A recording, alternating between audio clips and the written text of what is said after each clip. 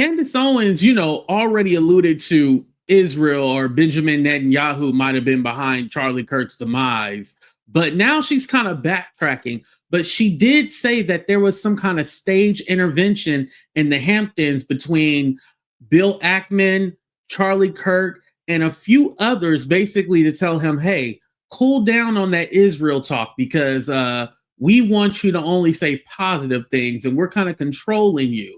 So let's go ahead and get into what Candace has to say. But first, hit that like button and subscribe to the channel. And let's get to it, y'all. Here we go.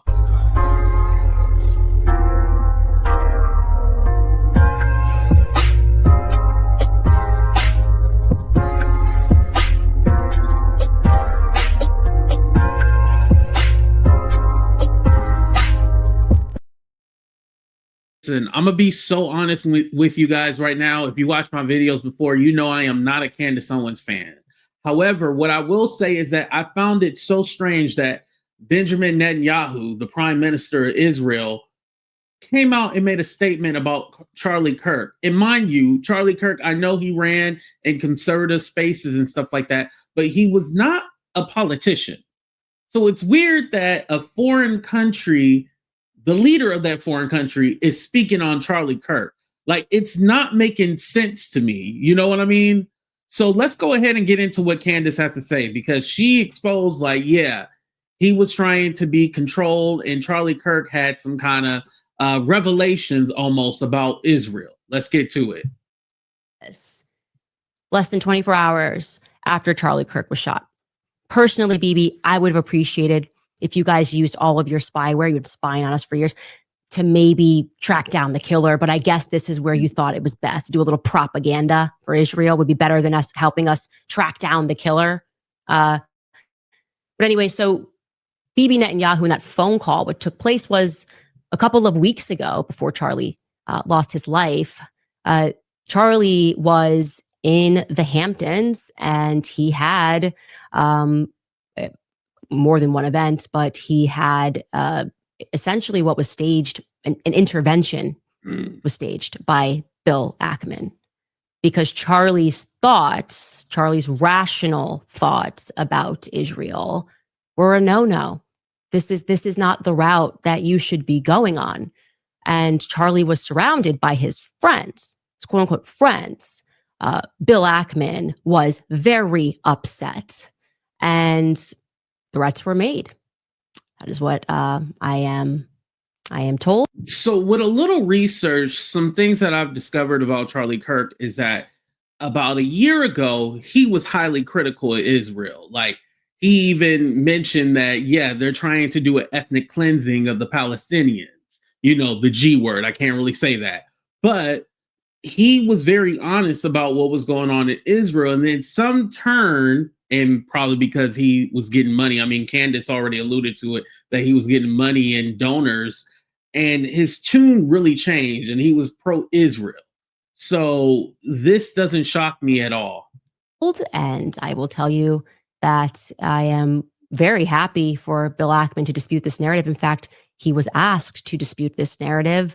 Max Blumenthal went out to him today, and Bill Ackman came back and said, I have receipts I can show you. And he did not provide the receipts.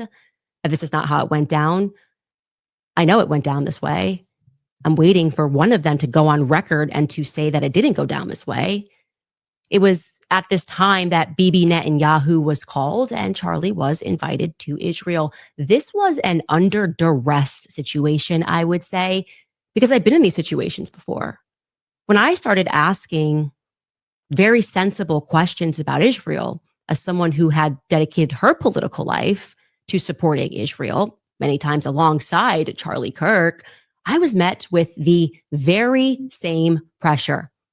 And just like Charlie was being invited to Israel, I was invited somewhere else. And when this arrived to me, it felt like a threat. You know, I got to tell you that. It felt like a threat, like not like, hey, come here and we can educate you because you're my friend. More like, this is your last chance. That's how it felt to me. I can't speak to how it felt to Charlie. It's funny how you said I can't really speak for Charlie, but you are speaking for him. I mean, but here's the thing I want to say. What's interesting about this is that Candace mentioned earlier in the show, and I didn't play you guys that part, but she said that she didn't go to Charlie's memorial. She didn't attend because of her own struggles with what's going on, because that was her friend. But she also played a little bit of Erica Kirk's speech about her husband's passing.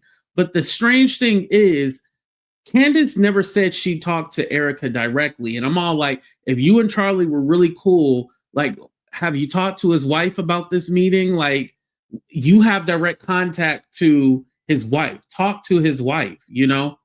And I know that Charlie was offered a ton of money in this moment. A ton of money. Maybe would fund it, you know? Spend tons of money.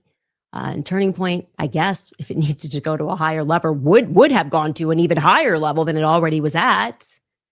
And I know for a fact that Charlie denied that funding. That Charlie denied, and what BB didn't include there, he declined to go to Israel for, I would describe this as like, you know, re-education camp. You know, we've seen it. You made an uh-oh, but we can help you. You know, we just need you to come out to Auschwitz and take a picture. Yeah.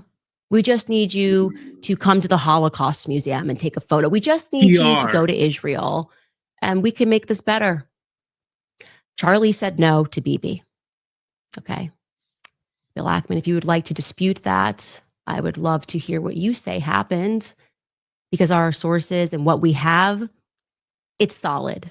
Okay. There were conversations that took place, messages that were sent at that time, and they are solid. So I decided another person that was there, and I am not surprised this person was there. If you've been listening to my show, Seth Dillon, I was going to talk to Seth Dillon, and I decided to message him last night about this Hamptons meeting. And Seth Dillon, who is normally very quick with a response, has not yet been able to respond. I'll show you this text message chain. And I want to be clear, I am not someone who normally publicizes text messages. But my friend was shot in the neck. And I'm just not really in the state right now to be polite when it comes to the answers that I am demanding. Okay. This is me out to Seth Dillon last night. I sent him Bill. So I'm going to go ahead and blow this up so you guys can see the screen. Again, fair use. This is fair use. Ackman's tweets, because, you know, he tweeted, I feel incredibly privileged to have spent a day and shared a meal with Charlie Kirk this summer. He was a giant of a man. I said, any comment on this one, Seth? He didn't answer last night. This morning I said, need a comment ASAP, please. He didn't answer. Then I followed that up and I said, trying again here, you were present when Ackman lost his mind on Charlie and when BB invited him to Israel and Charlie refused.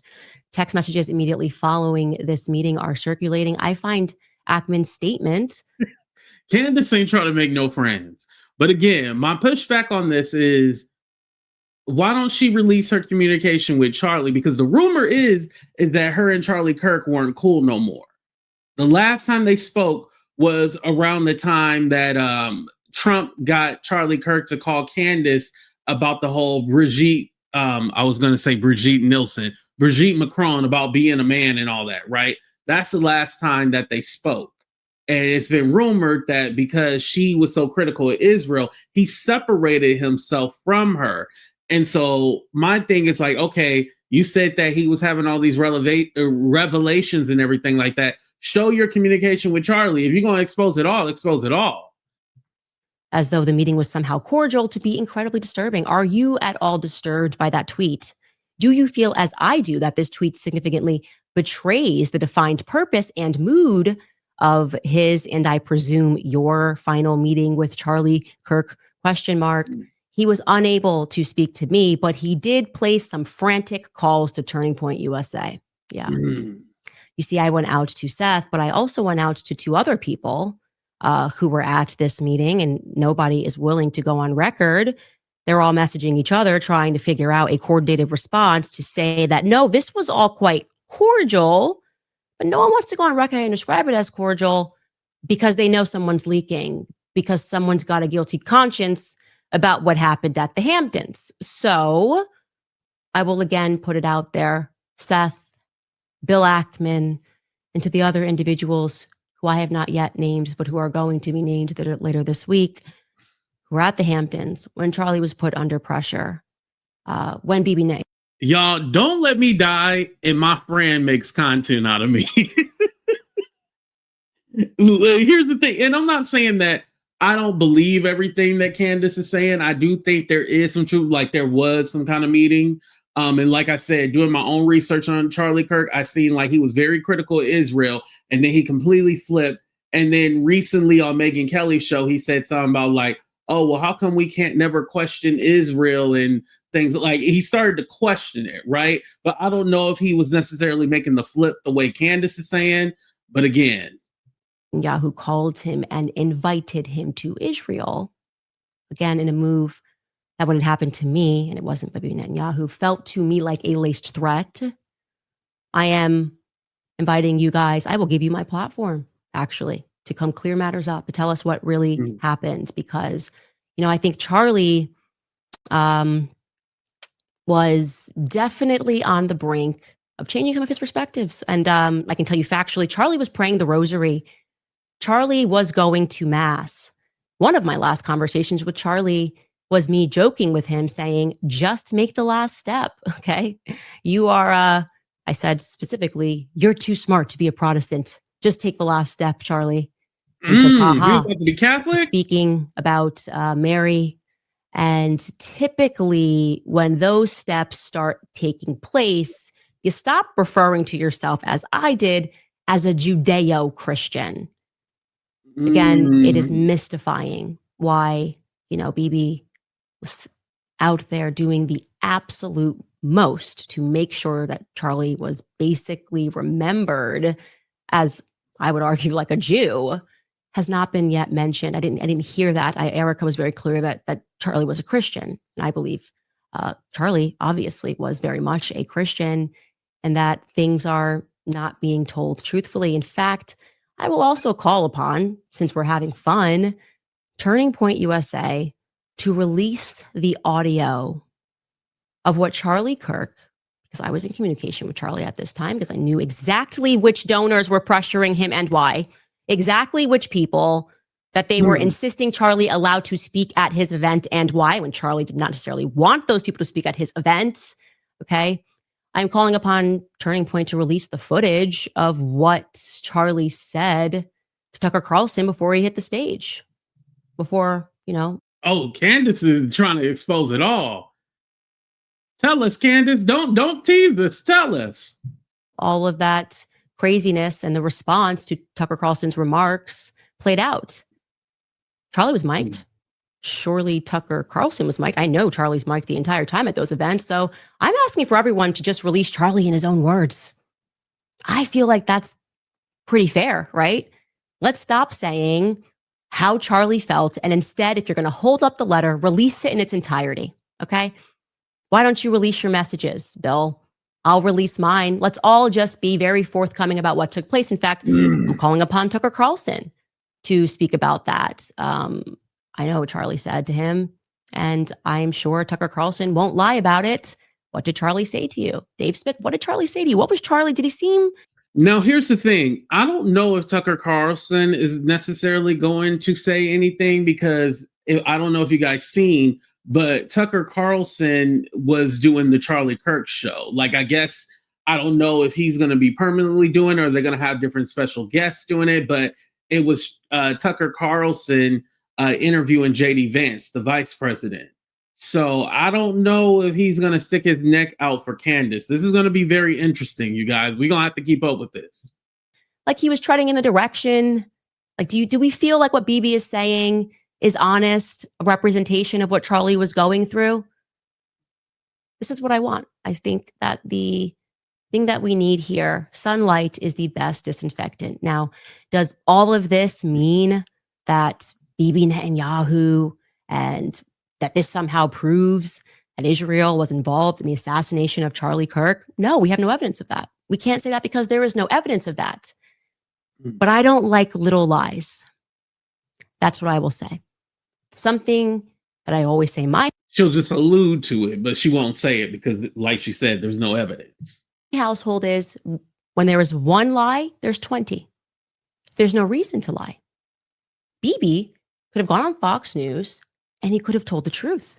He could have said truthfully that Charlie Kirk has always loved Israel. He has always loved Israel as the Holy Land. He's been here many times.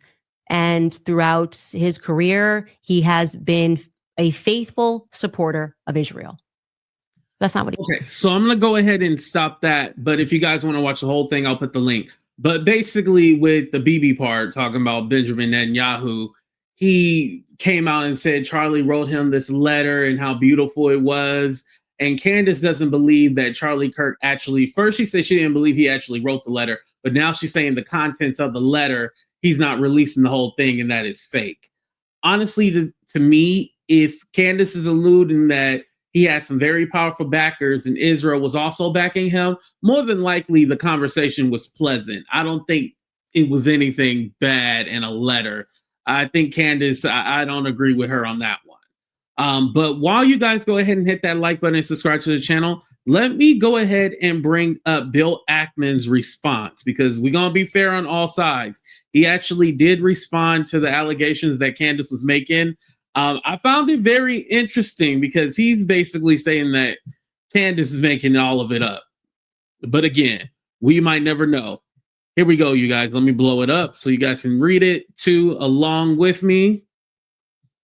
All right. This afternoon, the real Candace Owens slandered me by accusing me of staging an intervention with Charlie Kirk in which threats were made with respect to this supposed evolving stance on Israel at an event I hosted in the Hamptons. Candace also imitated that I blackmailed Charlie. Intimated. I'm sorry. I apologize about that. On the show, Candace said that she would be very happy for me to dispute this narrative. While it pains me to drive more traffic to her program, I'm responding here to clear my name. It saddens me that we live in a society where social media influencers seek to monetize the tragic death of Charlie Kirk. For the record, at no time have I ever threatened Charlie Kirk, Turning Point, or anyone associated with him. I have never blackmailed anyone, let alone Charlie Kirk. I have never offered Charlie or Turning Point any money in an attempt to influence Charlie's opinion on anything. In fact, my interactions with Charlie Kirk have been extremely cordial, albeit limited, regretfully so, as I was very impressed by him and his work, and I will sadly never see him again. In an effort to clear the record, I share the following. I have followed Charlie Kirk on X for some time and greatly admired him. While I didn't agree with Charlie on every issue, they always say this, I had enormous respect for his intelligence, vast knowledge about religion, and his willingness to take on all corners in open mic sessions on campus and otherwise. Periodically, I would repost some of his posts and video clips. I connected with Charlie when he DM'd me in late May of this year and expressed interest in meeting me. In light of our respective schedules, we were unable to find a time to meet in person, so we scheduled a Zoom on June 11th. On Zoom, he explained to me that conservatives, in particular young conservatives, were getting tired of defending Israel, and this was very concerning to him. I asked him how could I learn more, and he suggests that it might be useful to convene a group of young conservative influencers on a host of topics that include Israel to get better sense of how conservative community was thinking about Israel and other relevant issues of the concern to young people. So wait, so this wasn't a meeting in the Hamptons? This was a Zoom call? Anyway, on the Zoom, Charlie also said that his open mic conversations on the campus were very effective in addressing issues on the minds of students, but he was only one person with limited bandwidth. He suggested that recruiting a group of junior Charlie Kirks, who could host open mic sessions on college campuses would be an effective way to encourage debate on a host of issues an approach he believed to be worthy of consideration and better enable students to get to the truth. I expressed interest in learning more, and we thereafter scheduled a series of conference calls and Zooms with Charlie, Turning Point staff, and members of my team in an effort to assemble a diverse group of influencers who we could convene for a day and a half session. In addition to getting better sense of what and where young conservatives were on various issues, Charlie thought doing so might enable him to identify potential candidates who could launch their own campus tours and carry forth his approach to dialogue. Oh Lord, they trying to groom a whole bunch of Charlie Kirks. Ay, ay, ay. We choose the afternoon of August 4th to the afternoon of the 5th for the convening, and Charlie and members of my team worked to put together an invitation list. I offered to host a session in Bridge Hampton and cover the costs so that I could attend some of the sessions as I was working from there at the time. Oh, okay, so they did meet in person. Got it. Charlie sent out the invitations and about 35 or so influencers accepted. Charlie estimated that the influencers who attended collectively had more than 100 million followers. This is scary, you guys. Hold on, let me show my face real quick.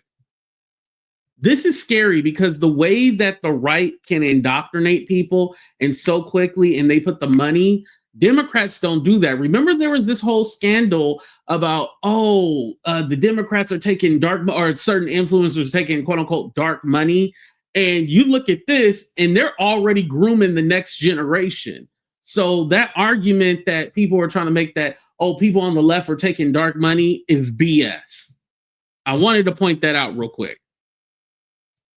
Okay, so it says Charlie and Turning Point put together the agenda for the meeting, and the topics were the economic future of America, the cultural landscape of dating and marriage, the convergence of East and West, and Mamdani, the new threat to America. Wow. Charlie asked me to moderate the economic future discussion, which I did, and I thereafter hosted a Q&A session with the participants. The convergence of the East and West included discussions of immigration, value system, the U.S. approach to foreign policy, and Israel. While I had wanted to attend the convergence panel, I had board meeting that conflicted with this session. Those that attended this session said that Israel discussion was similar to the other session, with the attendees expressing varying point of views, as well as explaining the views of their followers. Some participants were critical of Israel and U.S. support for Israel, and others were supportive. The session were punctuated by meals. I attended one group lunch and a group dinner where I sat with Charlie and others. I found the session I attended interesting, and I really enjoyed meeting the influencers. It gave me considerable perspective on what is on the mind of young Americans on a wide range of issues. At the end of the event, I sat with Charlie and members of my team, and we discussed the events of the convening. Charlie believed that he had identified a number of potential Turning Point ambassadors who would launch open mic events on campus, and that he would follow up with them. We agreed to keep in touch thereafter. We corresponded by text thereafter over the next few weeks on a range of topics that did not include Israel. And the next thing I knew, he was gone. In short, this was not an intervention to blackmail Charlie Kirk and adopting certain views on Israel. It was nothing of the sort. So there you have it, you guys. He's claiming that, no, this was not an indoctrination or some kind of intervention to get him to support Israel or anything like that. This seemed like literally they are trying to groom 10 million young Charlie Kirks so they can go on college campuses and do what Charlie was doing. So there you have it, you guys. Again, let me know what you think. Do you think that there were some big, powerful people behind Charlie Kirk telling them, trying to get him in line, and then this is why, what happened to him? Or do you think Candace is blowing this out of proportion and trying to get clicks and views and make money? Let me know in the comment section. Please hit that like button and subscribe to the channel, you guys. We out of here. Deuces, everybody.